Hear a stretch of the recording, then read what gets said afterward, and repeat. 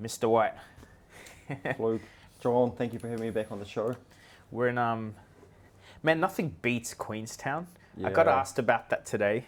The view, us chatting and that, yeah. But we're in beautiful London. You guys just I'm can't glad they see got it. the banners in and we didn't have interrogation room number 2. That was a bit of misfortune because if you're not aware, by the way, the original thumbnail and title for James's last chat on this channel was like James White apology video, and I caught him in thought. Yeah. And then you made an apology minute like 3 hours later. Yeah, oh God. Someone reminded me of that earlier. Yeah. I immediately changed it because the last thing I want is like I'm not afraid of controversy and conflict, but that was supposed to be a joke. Yeah. And then it wasn't a joke. It was a joke. So this time around, what's the title of today's video going to be called? James White apology number 2. We can come up with something. Let's see how this goes. Then we'll title it. I kind of this time, guys. I'll be quick. I want to do something different. Like I said, I didn't ask for fan questions. I have like a structured things I want to chat about. I think these are the things I talk about with the community, friends, and I remember the very first time I saw you. Like I found Flesh and Blood through Rudy's channel, and then saw your interview. I believe it was with Saint, and he posted it in like multiple parts. The sticking moment was his excitement on you explaining that cold foil hearts would be rarer than alpha black lotuses. Yeah, true story. Yeah, I mean there's 400, I believe. I don't think that's ever been confirmed, but people have like reverse engineered the number based on what they know. But on that topic, Fables and Fab are like quite a unique thing. Heart is playable but limited. Eye is very strong in certain decks. But then like the design space is mixed. Some very playable, some like Deathmatch Arena is more or less a cool collector thing you can play with friends. What I wanted to know, and I think a lot of people are always curious about, can you talk about the design philosophy behind Fables in a brief way? And also, is that design space set in stone now where it's these two things, gems and landmarks, or is there other stuff on the horizon? At this point in time, we're kind of committed to gems and landmarks, and probably gems more so than landmarks. People seem to like them more. I like them more. I think they're more playable as well. Great Library of Solana, I guess, is pretty playable. That card's pretty good. But yeah, look, the design philosophy is, I guess, trying to more so create cards that feel iconic, that feel like, I guess, what a Fable should feel like. But yeah, ideally trying to land in the spot where they do have niche playability, I guess. Like I have a video, I think there's a good example, right? Like you mentioned, it's very strong in Kano. I play it in Dory. Okay. All right. For Sharp Eye. Yeah, Sharp Eye, I have a video as a marriage made in heaven. Okay, yeah. I mean, like, yeah, sure, there's other sort of obscure niche applications like that.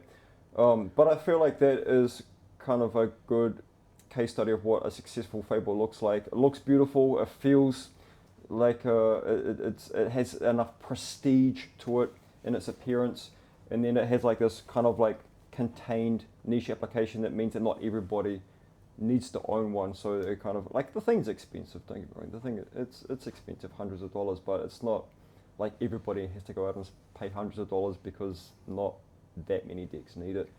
And that seems like a purposeful design thing, is none of the Fables, although some of them feel like you should put it in the deck,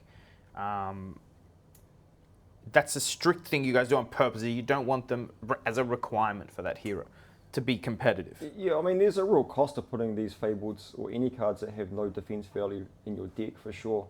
So like, yeah, there's trade-offs, and I'm pretty happy with where the Fables all are at currently.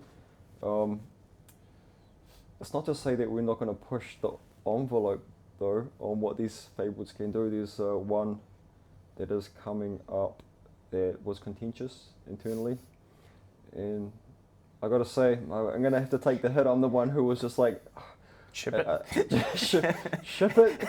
Yeah, but eventually, like, it was actually after, after sort of the pipeline had closed, and I think most of the devs got comfortable with it. But it's certainly at the higher end of the power spectrum when it comes to a Fabled.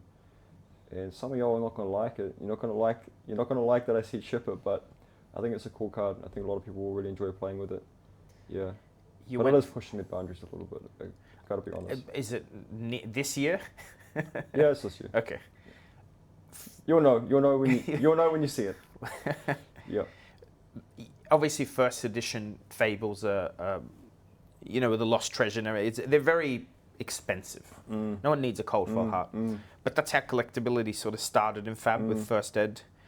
I don't think anyone disagrees that moving to Fab 2.0 was better collectively with Uprising, Marvels. Yeah. Collectability's got judge packs, gem packs, gold envelopes now. And I think they're all positive. There's like a theme.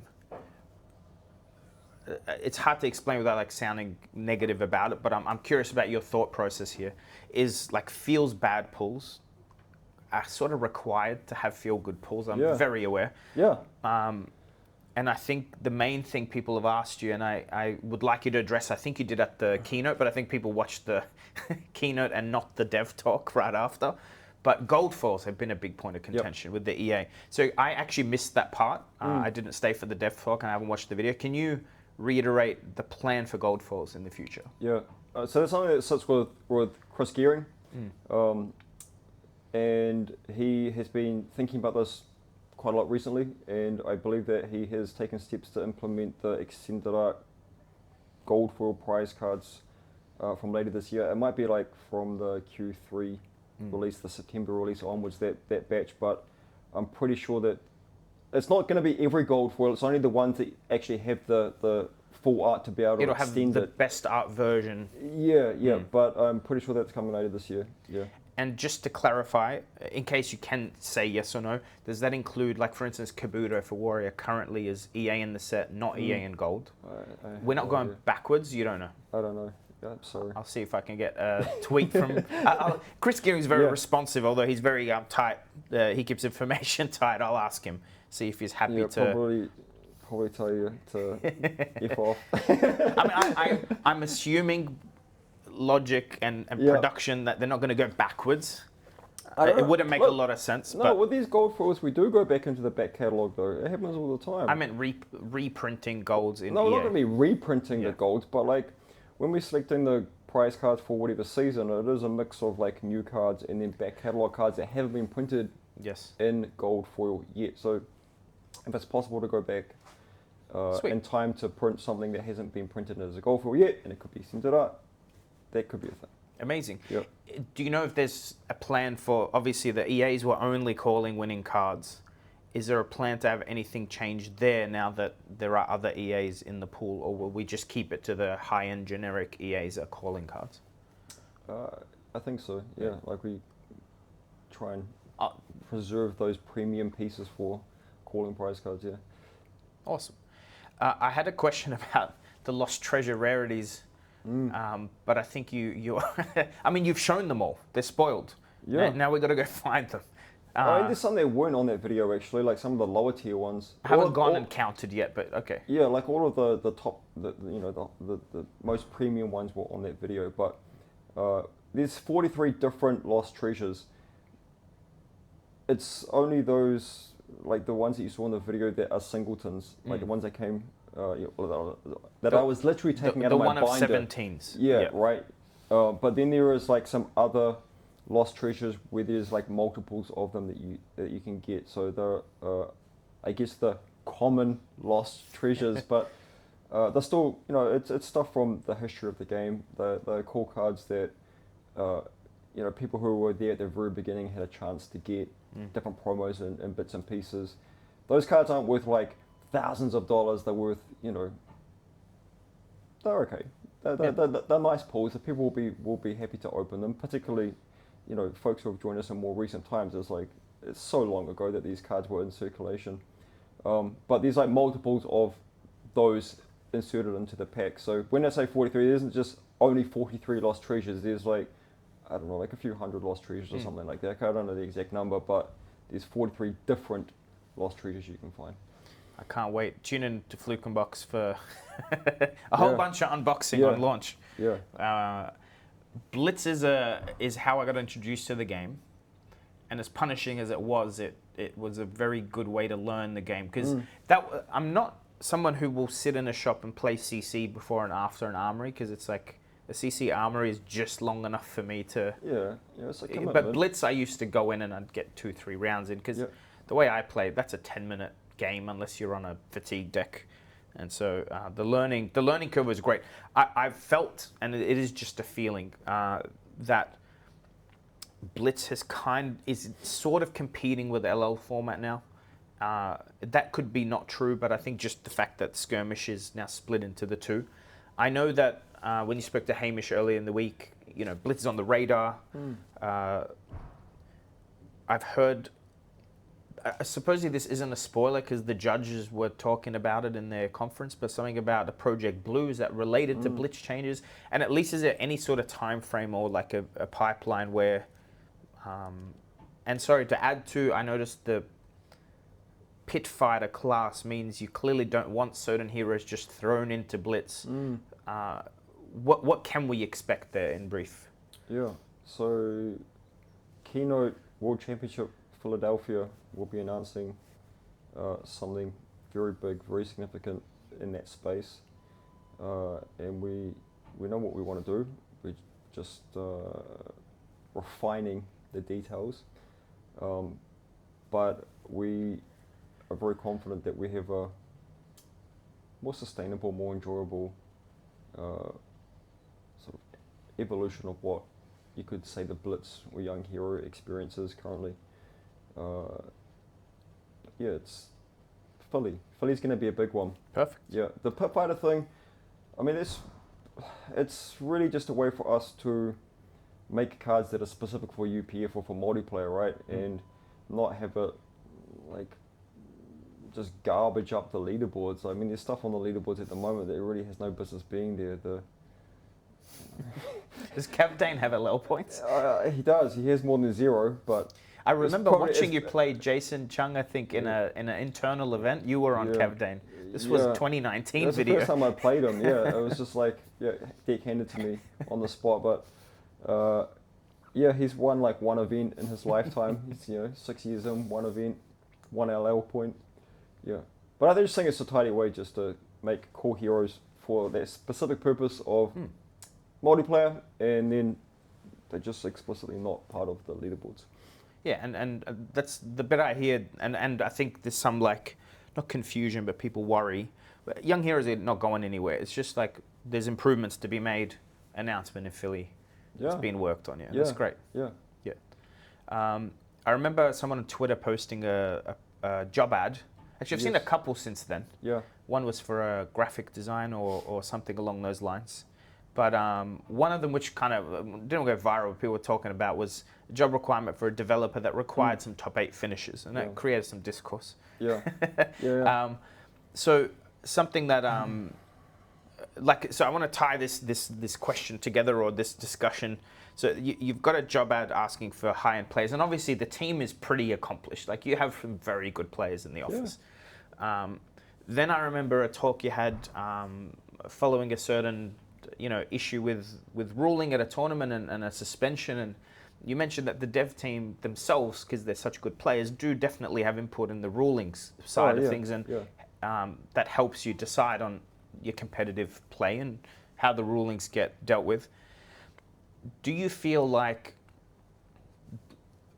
maybe a better way to ask this is there checks and balances for bias here, whether it be to protect the casual like me from feeling like we got sharked, or we're very clean, good players, but lose on a mistake versus like a deck decision or a piloting decision? And also, is there anything there of bias from hero centricities? Like, I'm a Dory player and I still don't have native AB on equipment 6 years later. So now we assume bias. That's why the question isn't like, how do you fix biases? Is there something internally where that's one of the checks and balances, and how does that work? There was a lot of questions all into one. Sorry. So we'll split it up. Talk about rules bias. Sure. Yeah. Okay. So Well, I'm going to start with your Dory AB example for a start. It's like we don't want all classes to be able to do all things equally. So, for example, it's intentional that we haven't given Warrior all this AB equipment, but Warriors have lots of like defense value points. They're good in melee matchups. They're supposed to be good in melee matchups, and have a bit of a weakness to the arcane classes. And obviously, you can always use your null runes, but they're pretty narrow. But that's it does an intentional design intent to, I guess, starve the warrior class of proficiency in arcane prevention. That's not to say they'll never get it, but it's going to be many notches below how some other classes can interact with arcane. When it comes to rules, I spoke to it in the dev talk. Like our dev team, their job is to stress test the card designs that get shipped to them, but also to make sure that rules and policy frameworks are reasonable, robust.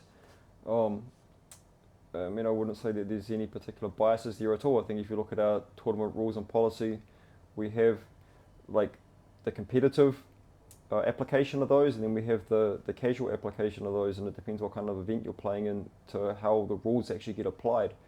So we are, looking out for the casuals out there, but when you're coming to an event like the Pro Tour, the expectation is much, much higher for how players will conduct themselves.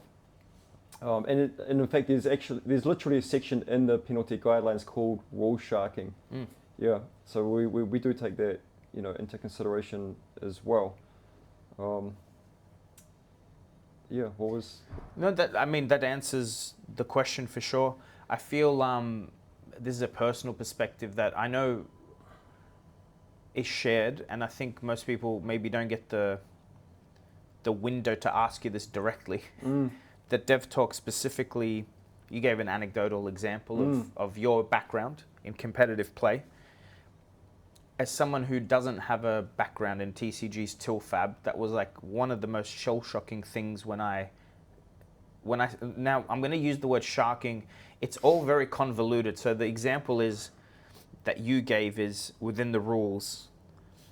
A lot of people call things cheating and sharking, which is not sharking as per the rules. But it was someone to me that won in a way that like they'd lost the game effectively, and they used a misaction by me that was not really a big deal. It wasn't like completely missing a trigger either. It was something I legally couldn't do without doing something first. And so the logic would be we reverse it because there was only one pathway. This wasn't a complicated thing.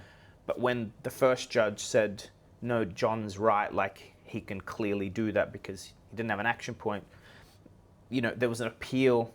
And then there becomes like a social pressure. Yeah. And there's people like me who, I'm not like famous, but people know me. I'm not anonymous. People do feel sometimes, again, this is a perceived bias, that maybe a famous player, a YouTuber, an LSS employee might get favorable judge decisions. I remember personally making the decision to not, because I was starting to get a bit heated under the hood. I just conceded and I left the event. Because I just didn't want to fight. It was a calling. It was someone you know. Now, after talking to judges after that, I should have appealed, and I probably would have won the appeal. I think people will narrow and summarize all this as like there's a code of conduct. Like when like the thing is CNC hits, a pummel hits, someone does an action where they don't have an action point because they forgot to like in my case refractions, which you can only do in a certain sequence. It wasn't a reaction I missed. That it just comes down to sportsmanship, code of conduct, and what culture do we want? Is there, aside from the rules, because the rules need to be what they are, I don't think I would argue that you should change them. Is there a world where the code of conduct and what players and receiving prize money and trophies is affected by your reputation as a clean player or someone that might be using social pressure to advance? Or is that too hard to police? When we're playing at the highest level, like the calling or the Pro Tour or the World Championship, there is a very high expectation that people know the rules of the game and play their cards properly. and it's very different than playing an armory event or a skirmish event or even a road to nationals, where there's a much lower expectation on playing technically correct, and I think more of an expectation on playing with a high degree of social responsibility. But at the calling level, like, you should have played your refraction borders properly, my bro. Like, I mean, I don't know the exact details of the situation, but like, and particularly if you conceded without even appealing to the head judge. So I don't know, like, I wasn't there, but the particular rules, example, the rules just, it's, when we're playing a tangible card game, you have the rules, you have the policies in place, and it's really, we empower the judges to try and administer those frameworks to the best of their ability. They are humans as well. Sometimes they make mistakes, but a lot of work and investment goes into building out this judge program. Joshua Scott and Klaus Lassature have done an incredible job, Niccolo as well. They put so much work and so much effort into trying to build out this judge program across the world, and we have a lot of strong regional leads as well. Judge conferences, like, a lot of work goes into it, like, that no one ever sees. And there's literally thousands of certified judges around the world now. I think it's 2,000 or 3,000 judges now. Certainly over 2,000 certified judges. Yeah. So like we try our best to make the judge education programs as good as we can, so that when situations like you just described happen, that they can be handled appropriately. I mean, from what you just told me, I think that you probably should have appealed to the head judge, whatever the hell was going on in that situation, and hopefully they would have been equipped to make the right call in that circumstance. But I would hope at certainly the in-store level that people play with a much more, I guess, warm-hearted, friendly spirit, and only sort of have that expectation of perfect technical play once we're up at the really elite level of play. That would be sort of my hope. Yeah, I definitely don't want this to mainly be on this kind of topic, but I think the disconnect is purely on, because I don't think anyone disagrees strongly, and if they do, that's not what I'm trying to voice, that the rules are wrong, because the rules are the rules. If you agree or not, you learn them, you play by them. There shouldn't be, because then we're all on the same field, like the rules. You can't have subjective rules, right? It's like 100%. Yeah, it has to be black and white. There's like intangibles, I think. The one now has been talked about as slow play, and then it's impossible to gauge whether like someone slow played to assist their opponent missing a trigger, or they're separate things. And obviously the decision was that these are separate things, and they probably were. You got to also, you can't assume, I think that's a dangerous thing, because suddenly you will punish people that made a mistake and you're assuming they cheated or whatever. Yeah. But I think that's usually where the contention comes is, was there other things that like most professional players get to those top games because they're quite calm under pressure. Otherwise, you're not going to perform. But there are ways to get under people's skin and potentially cause misplays. And there is a mental game of Fab. There is a bit of bluffing. I love that part with Dorinthia. That's why I play her. Yeah. I try and pressure you into thinking I can do things I can't. Yeah, sure. It's maybe some of that. But I'm very aware it's not something that you could write a rule for. It's it is a subjective thing. Well, yeah, that might actually be a good example of where there is some subjectiveness to how the rules have to be applied, is like the situation of slow play, because not every game state is equal. So yeah, the judges do need to be able to exercise some amount of discretion around like what is the reasonable amount of time to take based on the decision at hand. But I actually do want to come back to that the last point as well, about actually one of the ways to mitigate biases in judging and whether somebody is cheating or not cheating or whatever is actually just having the rules as black and white as possible. Actually, that's how you like cut through of like, the personalities or assuming intent. I think that's actually very, very important, and as much as possible the rules are are black and white and should be applied, objectively. And I think that is an important way of mitigating biases based on position or fame or whatever it is, influence. Yeah. Fair. I had a question about Round the Table too. It's one of my favorite products. Oh, really? Why? But now that I've seen Smash Palace, there's no more question. I think that's going to be better. It's going to be a hell of a lot better. The It problem sounds is, so fun. Round the Table was like play it once and you're done. It had like very low replayability. Correct. And I think that Smash Palace really addresses that, like just by the nature of it being, kind of a limited format. You could shuffle up those cards and just deal them out again. You've got like a whole different deck, or I'm not saying you have to do this, but it's a thing. If you wanted to do it, you could just go and buy another display of Mastery Pack Guardian and get 12 fresh packs and just go again, right? Like use all of the the event deck and the different heroes that are in the Smash Palace. But essentially, like Smash Palace, the guts of it is it's got 12 Mastery Pack Guardians that you're making your deck out of. Well, a display of Mastery Pack Guardian has 12 cards in it as well. So if you want to actually like really reset the entire experience, you kind of got your refills off to the side. But that's like the intention is it's more of like here's a self-contained board game. It's the most board gamey product that we've ever made. And even just if you only ever bought that with those 12 Mastery Pack Guardians, you could mix and match and shuffle up and just deal out the cards again and have like a very different experience all in one single purchase within that box set. I saw the little tokens and the you got your punch outs, you got actual rule book in there.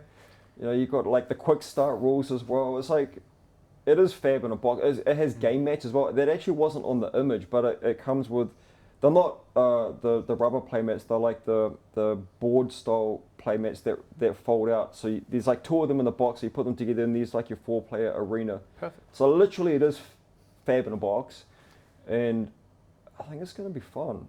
I was going to try not to ask about PvE, but when I saw Smash Palace, it sort of scratched that itch a little, because it feels like something I could take home or play with my brothers who don't play Fab. Yeah. It's like For real. And even to the point, I think you guys do this internally with pre-comp Blitz decks. The boys were saying they'll crack an extra pack every week, and over a course of a month, those decks have Majestics and stuff. Yeah. And I think that's what I might do in the store with friends as a casual thing. Yeah. Is we start with 3 and then next week we add 1. So actually, this is a great point. As a store owner, you could have your Smash Palace box set like on the shelf as a whatever, anyone can use it. Maybe it's about like you make the event deck available, you make the Smash Palace specific heroes available. But if you want to play it, you need buy to 3 packs. Buy 3 packs. Just each player buys 3 packs, or collectively as a group, they buy the Mastery Pack Guardian display off the shelf to play the Smash Palace that you're making with these other components available for. So I hope the retailers actually do use it like that. I'm planning to. Yeah. I also want my gem numbers to go up because I'm a new store, so running a casual event before the Armory, which I want to actually play myself. Yeah. On PvE, without like delving deep, it's a simple yes or no. Is it in active development anymore? Not currently, just other priorities. Yeah. Also, just something that I want to call out about Smash Palace. I think this is a real big feature of this product is the setup time. It's like 1 minute. It's like 1 or 2 minutes. You're not building a deck. Because you're not building a deck. It's like, it's so easy just to get started. You don't even need to like look at what's in your deck. It literally I would insist on people not looking. I think it's better to not look. Yes. It's more just fun. Shuffle and then play what you see. Yeah. Open, take off the back 3 cards, shuffle the rest together, and just start playing. It's really fun and it's really fast. And I think, like, the problem with sealed deck and with booster draft, like sealed deck, you got to open the pack, you got to sort them out, you got to assess the options, you got to make the deck. It's like 30 minutes, at least, of messing around before you've even played your game. A booster's draft is even worse. You've got to do draft, got to make your deck. It's like 45 minutes, you haven't even started playing. Crack Shuffle Play, 1 fucking minute, and it's like you're playing. It's like, get rid of the bullshit and just get straight in with the playing. I think it's a really big deal. Can we get 3 floating to make some primer videos for this? Yeah, don't worry, it's in the pipeline. Excellent. Yeah, it's in the pipeline. Excellent. Reprint question, glistening always gets asked about. Yeah. But I more want to expand on with reprints. Glistening is a yes or no, really. No. Do you look at and this is great. No is no. Do you look at when you decide to reprint something like Command and Conquer or potentially in the future Shelter or Codex or anything? What's the process? Is it secondary market? Like, do you look at how many exist on TCG play? Like, Sure. What's the internal metric? Yes. Is it a price point? Sure. Yeah. Just, I mean, price point is important. How many are available in different marketplaces around the world is important. How long has it been since we've printed the card is somewhat a factor. I would probably not the most important factor, but a little bit of a factor. I think it's just like price point and just like how accessibility. Yeah, just like how thin is the market. Yeah. Would Shelter be on the cards? Yeah. Can I? By the way, you guys can't see my face, but yeah, maybe the look on your face made me want to tell you this. I've told everyone I know. Yeah. If I was you, Shelter would be in high seas. Whether it's super rare version, cold foil or something, or non-foil in expansion, it's so thematic that I would be happy to see it. And hopefully you guys had the foresight to know it's such a bomb that you didn't want to overprint it in one set, but it could lead to, like, you don't have to acknowledge that. I would love to find out in Taipei myself as to what's in the set. It's not on high seas, but I just lost a bunch of money. You won't have to wait too much longer. No, fair. Yeah. I mean, that itself is great news. Look, I mean, we know the card is a banger. We knew it was a banger. It was intended to be, the headliner. I mean, Hunted is just.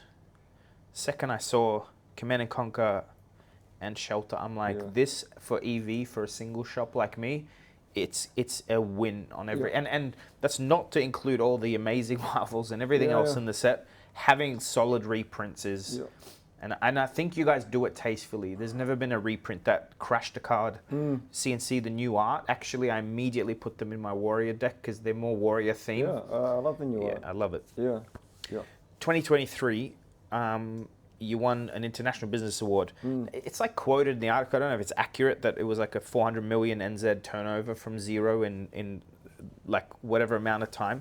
My perspective on like the numbers are from a singles perspective, from like Heavy Mist, Rosetta and Hunted have been bangers. Like I've increased my allocation 50% every time and they keep selling out. And I assume you're going to have 5 in a row that are like that. Can you shed light on growth, maybe not necessarily in turnover, but like from 2023 where you clearly were on a tear? What's that looking like in terms of gem stores, dollars, box set, print numbers, etc.? Well, I'll talk to active player engagement, and it's been super pleasing. In 2025, both February and March, we set all-time records for active players, particularly at the Armory level, which I think is the most important level. For all of the grandeur and beauty of the World Tour, it's actually the Armory events, which I think are the most important events that exist in our ecosystem. And both February and March set new records, and it wasn't just by a little bit, it was like 10% up on the previous all-time record. So it was some big growth going on. And the thing that I think was the most pleasing, it wasn't like, here's a one-off spike, because for example, Gem Pack came out. Because sometimes you do new things. It's like, oh, everyone's excited, and it's like they turn up to the store for a couple of weeks and then they disappear again. Like that level of player engagement stuck across both of those 2 months. So I think Gem Pack has been a massive success. I think the Hunted has been a massive success. People love the theme of it. It's got, introduced a very exciting new hero with Syndra. Obviously, she came out the gate hot, 1-2 callings back to back. Even at Pro Tour this weekend, we've seen Arachne slip through the cracks, being played by Michael Hamilton. Xavier did very well, was doing very well on it. Yeah, we have, I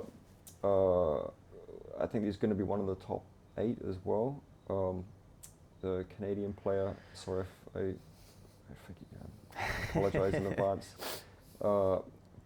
But look, these heroes are hitting. There was Marionette up on the top tables as well, deep into the tournament. I'm not sure, it might have just missed the top 8, but certainly, the Arachnes are hitting. Oh, Fang I saw playing deep into the tournament. Hyper, it might still be in contention for top 8. We're coming into, I think, the last round of Swiss right now. But there was a 9-1 player on Fang as well, Redline Fang. We saw our world champion playing Fang, although it was somewhat of a different build of Fang from Gregor's. But look, I guess what I'm saying is we've had some great products, and we've had Genpack be incredibly successful, and we're seeing a lot of momentum come back into Flesh and Blood through that player engagement and player growth. And actually the USA has been the strongest market for growth over the last little bit, which is saying something because, man, the market is the industry is so competitive right now with all these big IPs and mega corporations. Like, the big money is flowing into our industry, and the Riot big IPs is thinking about it. Yeah, I mean, like, our industry is hot. It's got a lot of attention, and when you see IPs like Disney, like Star Wars, like League of Legends coming in, like the One Pieces, and obviously Pokemon is like one of the greatest IPs in the world right now, maybe the greatest. So like our industry is just full of these like mega corporations and mega IPs, and yet Flesh and Blood, Little Old Legend Story Studio is this independent game company from the bottom of the world, New Zealand. Who would have thunk it? We're like putting up really great numbers and like setting all-time records for ourselves, and just have a lot of great momentum. Like, I look at TCG Player often and just look at the sell-through. Look at sell-through of singles, though, I might say. Like, I think I don't know if I was said this on an interview or not, but like the sealed product sell-through on TCG Player is like insignificant. Less than 1% of the product that goes into North America or even just the US like sells through TCG Player. It's all selling across the shop counter, or stores are breaking it down and selling it as singles. So like I see from time to time on social media, whatever videos that people make or comments, it's like, oh, Flesh and Blood is like whatever, it's dying, no one plays it. It's like, look at the TCG Player, it's like 35 boxes sold or whatever, or 100, 300 boxes sold. It's like, people just don't know. Like, literally, it's a fraction of 1% of the volume that goes into North America sells through TCG Player as sealed product, and we're doing very well. The real metric is that people don't notice. It's the distributors. If you contact your distributor or your LGS contacts a distributor and they cannot get Rosetta, that's the metric. Well, that's the metric. It's because more people are playing this game than ever before. Yeah. And I think like there's probably this is like, I try not to compliment you too much during these things, but end of the day, when you started designing Flesh and Blood, you wanted something unique and different. The game is unique. Like, you talked about all those other IPs. When I ask about them, because I don't play them, they're very much a reskin of similar mechanics overall. Yep. And the ones that aren't, like Sorcery, were never made to be organized play giants. They're an art project, they're a passion project. Yeah. They are more a tabletop board game with collectability. It's a different proposition. But because you created a unique game, it's created a unique player base. And the unique player base does not act like Pokemon collectors. So you can sit there, and I deal with the negativity all the time by, I want to call them ex-collector friends that started in Flesh and Blood when I did as a collector, never transformed into a player. They don't really grasp it, and they're like, my alpha's not selling. I'm like, my friend, if you'd sold alpha at any point and invested in new sets, you'd be 10x up if you're thinking of just money. And forget that, the sell-through rate of singles is incredible. Yeah. I cannot hold on to stock. Right. So but that is unique. That is unique. And we're not talking about stock that's like the Marvel, like in Pokemon. It's like the big... We're talking about there's some of the common foils for Hunted I sell out of. And that's pure profit. If you've ever sold singles, I don't cost that in. So when I sell you a common for $1, and you've ordered $400 worth, that's $400 profit minus the half hour it took me to pick it. And that's not common. I don't think that happens even in Magic, because these are players. And it's like, I don't think there's many pure collectors for pleasure. There's plenty, but it's not like other games where for sure. like One Piece is people just buy the stuff. Yeah. But that's not the same. And what I'm saying is it's just different metrics. It's very different metrics. It's very different. Yeah, like you say, people are primarily buying Flesh and Blood cards to play with them, to engage with organized play. Or to hedge against what they think the game will be. Like they're buying cards that they think will be played in the meta. But that's really the only thing that makes a card move in Flesh and Blood is I think that more people should like just retain fundamentally good cards. I think there's like actually way too much, this hero is just LL, I'm going to sell all my Runeblade cards or whatever, it's like it's going to be cyclical, the metagames. Yeah, what's hot today maybe in the next season isn't, and likewise, like Guardian cards maybe whatever, not so flash right now, maybe in a season's time they will be again. Like if a card is fundamentally good, just like put it in your collection and wait. If you like the card, it'll probably collecting come good for again. profit or investing, that's the hallmark of it, is long term. Rudy's good at explaining that.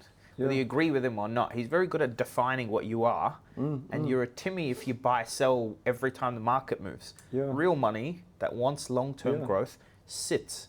And then when something goes up and up and you're like, you know what, I could cash in on that.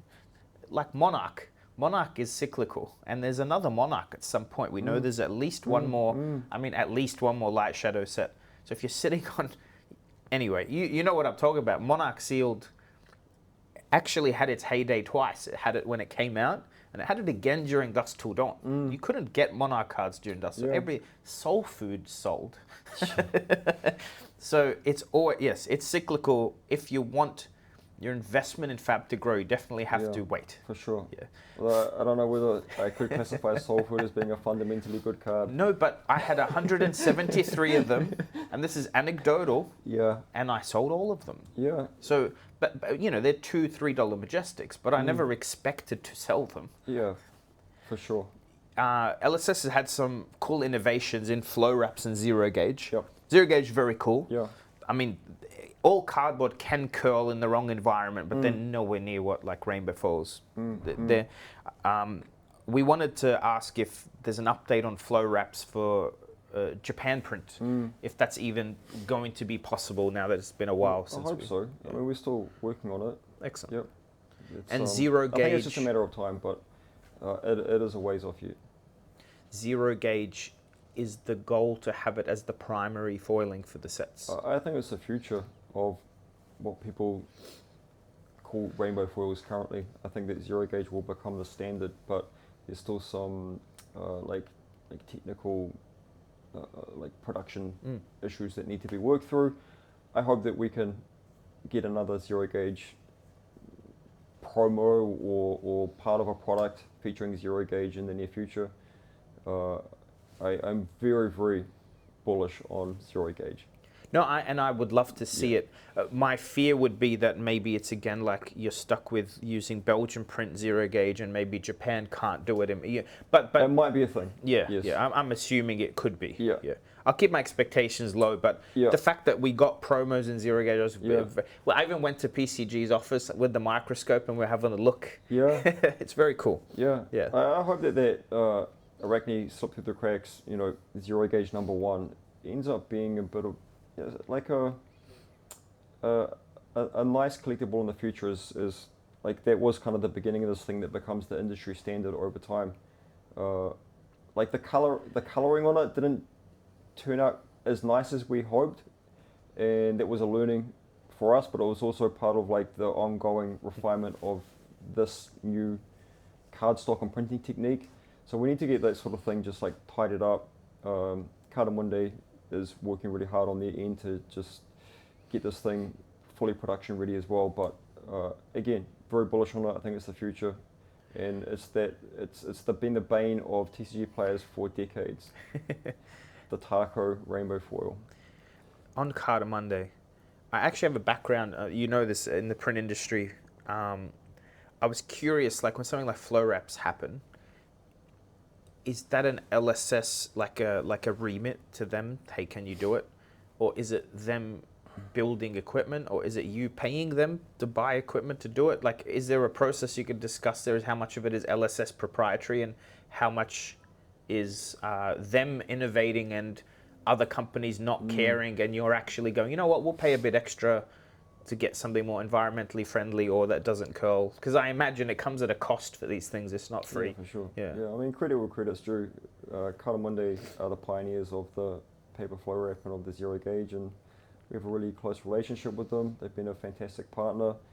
We catch up with them all the time. They came to World Tour London to spend time with me, which I really appreciated. And it's during those conversations that they share insights into different technologies that they've been working on and developing. And in the instance of paper flow wraps, there was a conversation that we had many years ago, and they shared some prototypes with us. I think I even sent you an Arcane Rising. Yeah, very early one, right? Like I have it goes all the way back there. Those are super rare. I still have it. Yeah. It's in the shop. Yeah. People always ask, what the hell is that? Yeah, like that is a bit of a grail. Seriously, a grail. Because that was like the beginning of the whole prototyping of the paper flow wrap. But look, Kalamone are the one who initiated that and like pitched it to us. They were pitching it to probably other publishers as well. Yeah. But it did come at a cost. It is more expensive to produce flesh and blood using paper flow wraps, but we think it's the right thing to do. I think it's a way better opening experience, and I hope that we can get into Japan as well so that we can have that experience all across the world for the flesh and blood product line. And to be honest, I wish that other publishers would follow suit as well. I think it's the right thing to do for the planet and for the consumer experience, to be honest. The primary marketing image for Flesh and Blood organized play is a massive 7-digit 1.5 million USD that grew from nothing, then was 1 million when you guys were ready after COVID, and it's grown. Yeah. Is that a reached goal? Like, I can't imagine a world where it's $10 million here, but is that like something that's like the goal is to grow it? Yeah, hell yeah. As a number? Yeah. Hopefully it's going up next year. That's the plan. Wait for Philly, see what you... Or you out there, get down, play more tournaments so we can grow that number big. Yeah. Is that's like, other than selling boxes, it's really tournament attendance at the end of the day, on top of that as a growth metric, as in like an income metric, or aside from physically buying boxes? We're a disciplined company when it comes to running the business side of the business, and everything is budgeted, and we have a fantastic CFO, ex-PwC. Lucy, she's been working with us for many years now, and she is absolute superstar. And we budget for our OP pricing, and the intention is that in 26 we're hoping to step that up to a new level. But look, we need to see that player engagement numbers just keep going up. But as I talked to that's what we started the year real strong. So if we keep trending how we are, like, we can keep growing that pot as well. And we want to reward our players who are engaging with the game and playing the game, seeing the world, going down to the local armory, playing. We want to get that prize pool up. And look, it's a long way off from getting to a number like $10 million, but look, it's possible. I mean, that would be a cool story. I mean, I get your goal is to grow it. Yeah. It's like maybe a percentage that you of revenue or whatever. Does that come? This is a very Rudy-centric question. Would this come with print run increases? Like I said, the last 5 sets have been bangers. Yeah. Are you of the focus to keep, like, you've found a good number where the product is selling well, versus like that Monarch would still exist and you definitely can't get your hands on Hunted or Rosetta right now? Yeah. Or is there always a need to increase as you see? And what does that look like? It's a delicate balance between supply and demand. These complex factors, obviously on the demand side, how many people are playing Flesh and Blood? Well, there's more people playing it than ever before. Certainly in the tournament level, there is also the factor of like how strong is the set. Something like the Hunted had a ton of high caliber tournament player was like your Shelters, like the CNC reprints, like just the Majestics that are filling out these top tier decks right now, particularly for the Assassin class.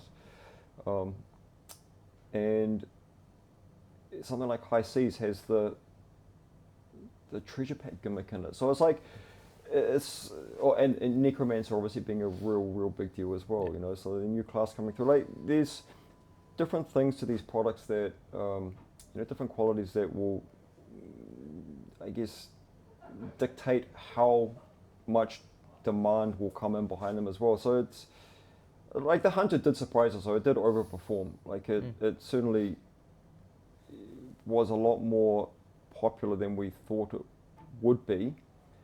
Or a bit more, maybe a bit more, not a lot more, a bit more popular than we thought it would be. But like, we expected High Seas to be a banger, like to be sort of peak of the hype cycle. You know, I often talk about like the hype cycle, and I intentionally don't want every set to be peak hype, because if everything is peak hype, then it's just called normal. Everything's the same.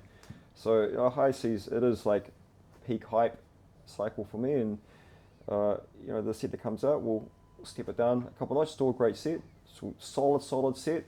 But you sort of ebb and flow with where you are on the hype cycle and when you are on the player growth curve and things like that, and have to just make some reasonable assumptions around volumes to print. But it's hard because the lead times make it hard as well. Yeah. Yeah. Well, you can't get stuff printed next week. Unfortunately, wish we Otherwise, could. You probably would for big events when there's not a lot of stuff. Wish we could. Yeah. Clave is like talking about demand on the market as a single.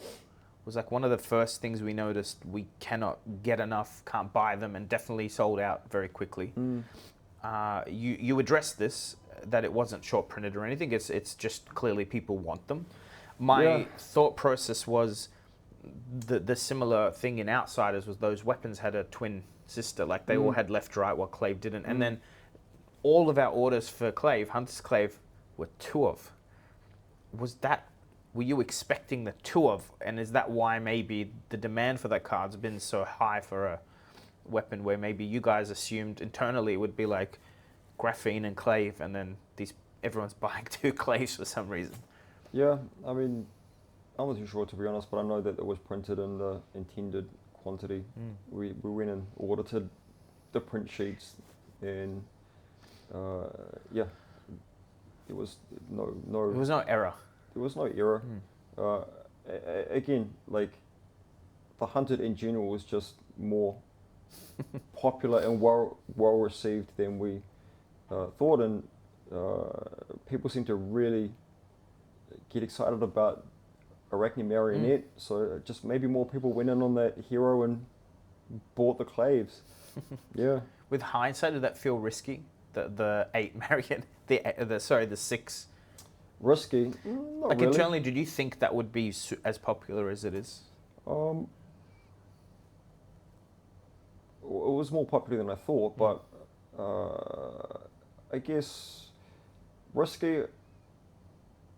Maybe like a lot of competitive players don't like rolling so much dice. variance and rolling, like rolling dice. But I thought that it would appeal to a certain segment of the players and fans out there. I thought it was a very cool gimmick. And I say gimmick in a good way. Yeah. Yeah. Well, I mean, it's flavor. Not like a joke. It's flavor. Right? It's very like thoughtful in what Arachne is supposed to be. This concept rather than a singular being. It's kind of the V for Vendetta concept, if you're familiar with that movie, right?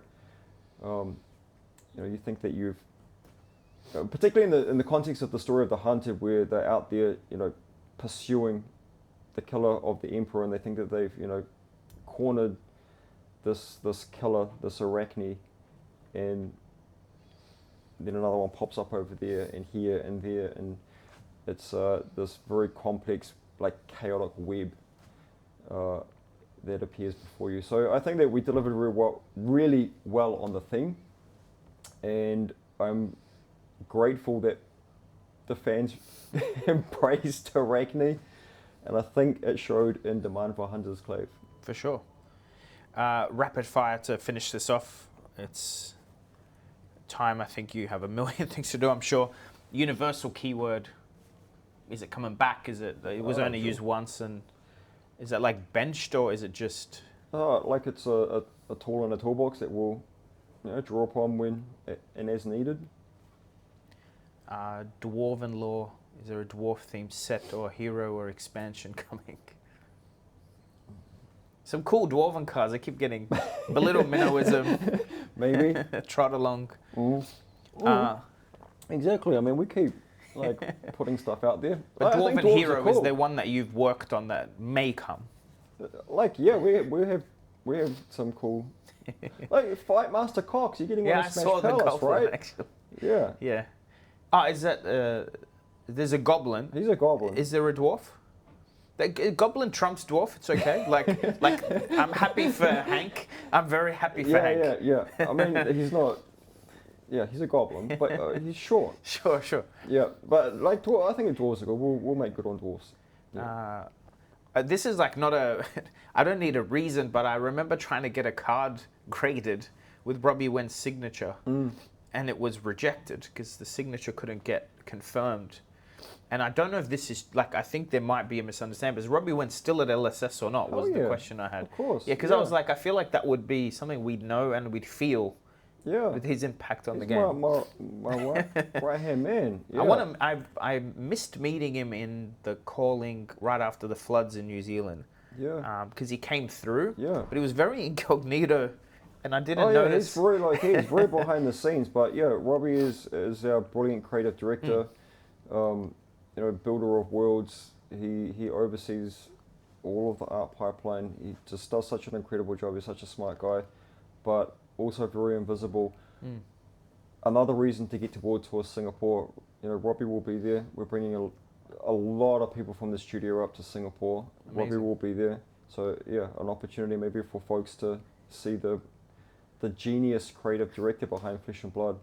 So I think what must have happened is we assumed it's not Robbie Wen's signature, and it's someone who's no longer at the company, so LSS wouldn't confirm it's this. Remember Rudy's 6.9 kits, how staff signed them? Oh yeah. It was one of those. Yeah, sure. It looks like Robbie Wen. Probably. Yeah, I'm pretty sure that Robbie he would have. Yeah, no, everyone chipped in. Robbie chipped in, he did it. But we couldn't get the signature verified, which means it's probably not Robbie's because you couldn't verify it. The person's not the company.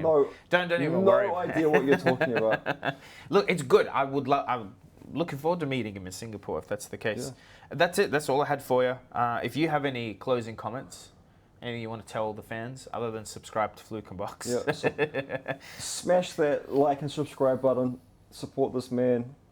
Visit his website, flukeandbox.com. Yeah. There you go. Great place to buy singles. And yeah, I will see you in... And you're at all the events. Taipei. Yeah, Taipei's the next one, eh? Yeah. I told James off camera, I booked all my event tickets. I haven't booked flights yet. I should get on I'll be in Taipei. It's going to be such a great event. Thanks, James. Yeah, you're welcome. Thank you. Thank you, John. Thanks, guys. Thank you.